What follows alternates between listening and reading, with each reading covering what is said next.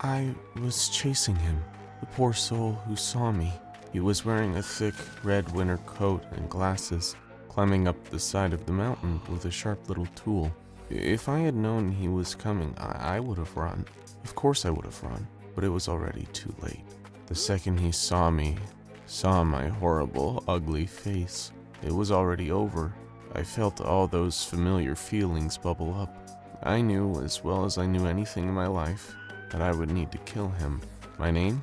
Well, I don't know my name. Not really. I think I had one once, a long time ago. I don't think I always looked like this big, ugly monster, but who can say? Those memories were blown away like a snowdrift. Life, this life at least, has never been easy for me. I don't like hurting people, but at least up there in the mountains, people didn't see me that often. How could I know about the strange men who would come for me? How could I possibly know that it was all going to get so much worse? The poor man in the red coat who saw me tried his best to run. I think my crying frightened him. I wish my mouth could make words. If I could, I would have told him how sorry I was, but it didn't matter anymore. I kept moving towards him, like I was being pulled along by some invisible leash in his direction. I tried to stop. I tried to think really hard and to focus.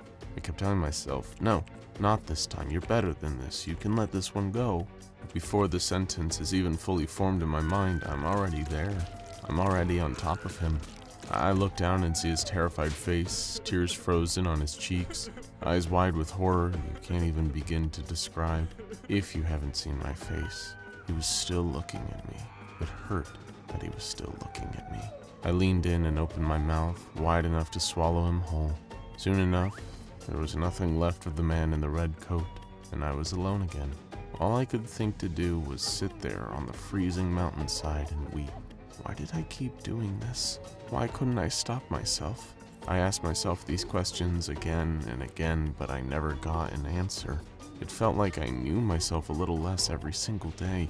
Sometime later, I don't know how many days, weeks, or months, two huge, black, noisy creatures came towards me out of the sky.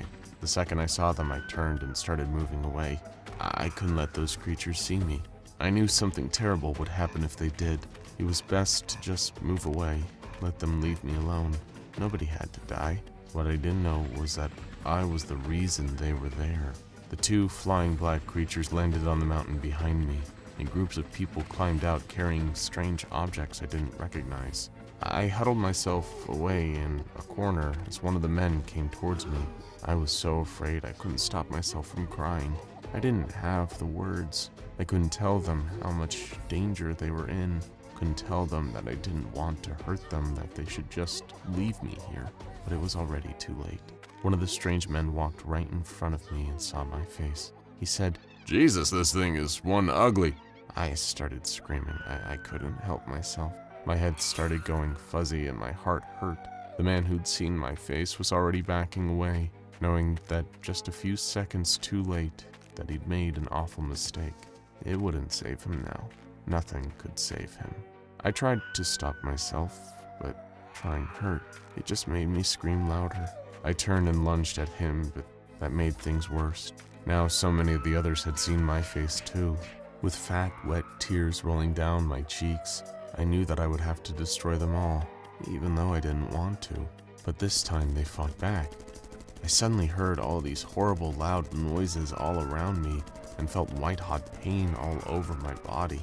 They were shooting at me, both with the objects they held and other, even larger weapons attached to their strange flying vehicles. This made my confusion and anger even worse. I went berserk, jumping at them and attacking them with my claws and teeth. They may have been able to hurt me more than ordinary people, but they were just as easy to destroy as anyone. Not that it made me feel any less terrible for doing it, even though they did attack me first. Who were these strange, aggressive people, and why had they come here to attack me? Soon enough, I destroyed all the ones who had seen my face. There was nothing left to do but just sit there and weep again. I felt so terrible about everything I'd done to them. It was a pain deep in my chest. But then, suddenly, everything went black, and a sack was pulled over my head. I couldn't see who did it, and I'm glad I didn't. More importantly, they didn't see me. I think after that they bundled me onto one of their flying vehicles and took me away. I had no idea where I'd end up next. All I could do was stand there with a bag over my head and cry.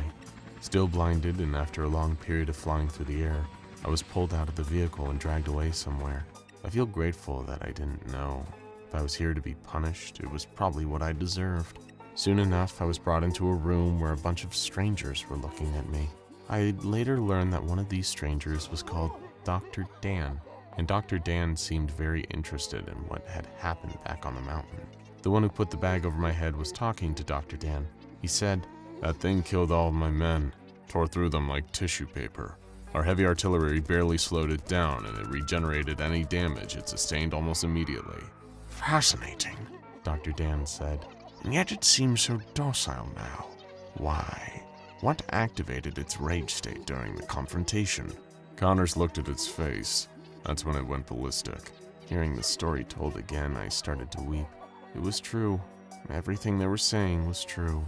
I killed all those poor people, even though I couldn't help it. There was no place for me in this world. If all I could do was hurt people, I'd be better off not existing at all. Everything was a bit of a blur after that. The next time the bag was removed, I was in some kind of room. A perfect cube that clanked and clunked every time I moved around in it. No windows, no doors. Probably for the best. All I could do was pace around this little cube and wait. Wait until Dr. Dan was ready to conduct more of his tests. I never felt more empty and alone. But at least I couldn't hurt anyone here. Thank heavens for small mercies. Sometime later, I was bagged again and taken out of the cube. I don't know where they took me, but suddenly I felt that terrible feeling again. Knowing that someone out there had seen my awful, ugly face. Knowing that no matter what I really wanted to do, I had to destroy them. It was the only way. But how had they seen my face while I was wearing the bag? It didn't make sense. None of it made any sense.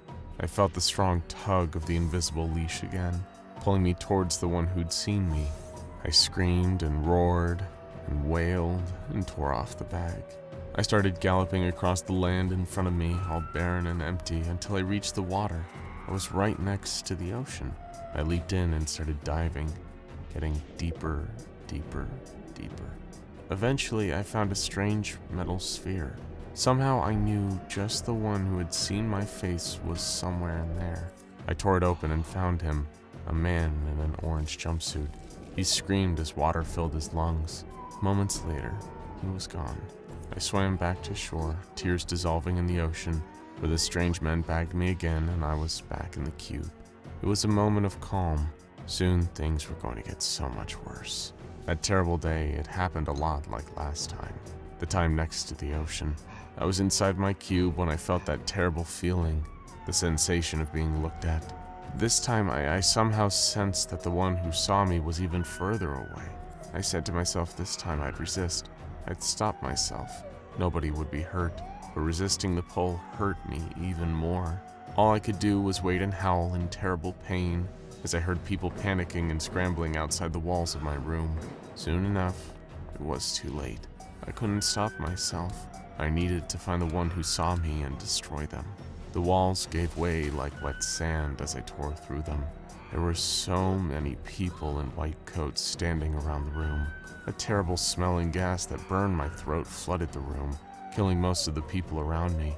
But as always, I survived, and I started running, feeling the pull towards the person who saw my face. I busted through walls and galloped across the ground, feeling the miles tick by each second. I could hear the distant hum of more of those flying vehicles in the air behind me, but it didn't matter. None of it mattered. All that mattered was finding the one who saw me and wiping them off the face of the earth, no matter how awful it made me feel inside. Soon I arrived at a town where everyone was gathered in the center. They all turned and looked at me, and I could feel the rage rising to a fever pitch. There were so many of them. All those poor people. And not long after, more people with guns arrived wearing strange goggles. They all looked at my face too. I couldn't help it. I'm so sorry. I just couldn't help it. I try not to think about how many people I killed that day, but Soon enough, a bag was placed back over my head, and I was dragged back to my room, which they'd rebuilt while I was gone. I remained in there for a long time, just weeping, consumed by my own seemingly endless sadness, until one day, some time later, I was dragged out of my room and taken to another chamber. I could hear something that wasn't human breathing when they pulled the bag off my head. I was standing across from a monster, staring right at my face. A huge, terrible reptile with a thick hide and giant claws and teeth. It hissed when it saw me. It was happening again. The pain started. I was weeping and wailing. Was this all my life would ever be? A mix of silence and violence, only existing to hurt others and be sad, hurt, and alone, unable to even control my own actions? What kind of life is that, if you can even call it a life? The monster hissed and said, "You are disgusting." Silently, I agreed. Now go check out SCP-096 The Shy Guy and SCP-096 vs. SCP-343 for more tragic tales of the Shy Guy.